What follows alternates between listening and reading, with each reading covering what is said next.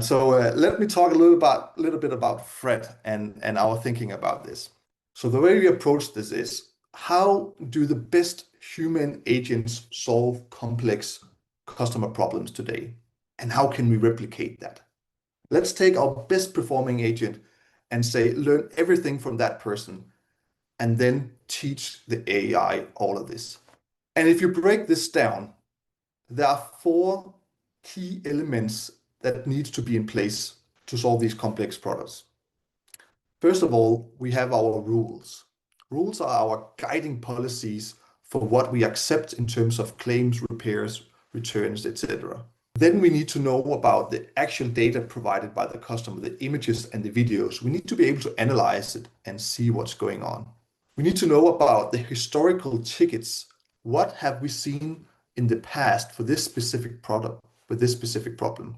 And finally, of course, we want to know about the customer. Have they submitted 10 claims in the past or one?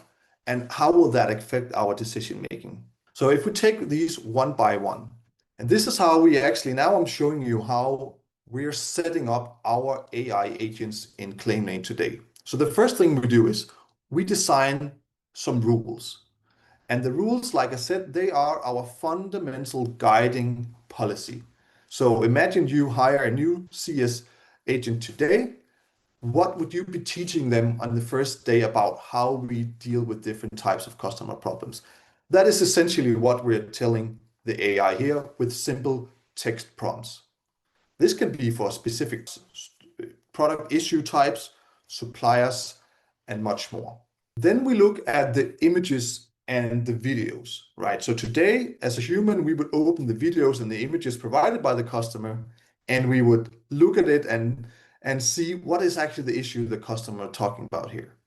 And we would try to hold that up against the description, and then we would see, do these things even match up and align? Well, now you can have the AI analyze the picture, even analyzing the videos and summarizing that and comparing that to the problem description that the customer has provided. Then we look at historical tickets. And this is really, we look at the product history. So what do we know about recurring issues for a specific item?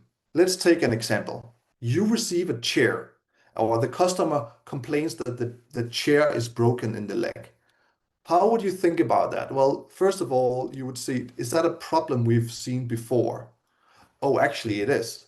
How do we usually resolve that? Well, we actually suggest that the customer should get a spare part.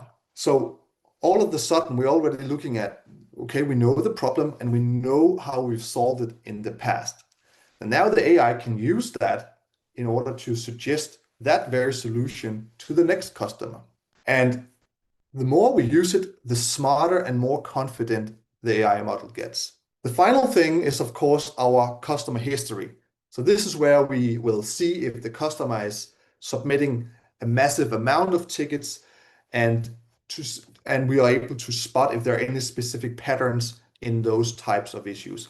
That may actually be able to flag as a fraudulent case. But also, we will summarize the customer's tickets, which gives us a very good context for how we want to solve the problem or how we want to communicate with the customer.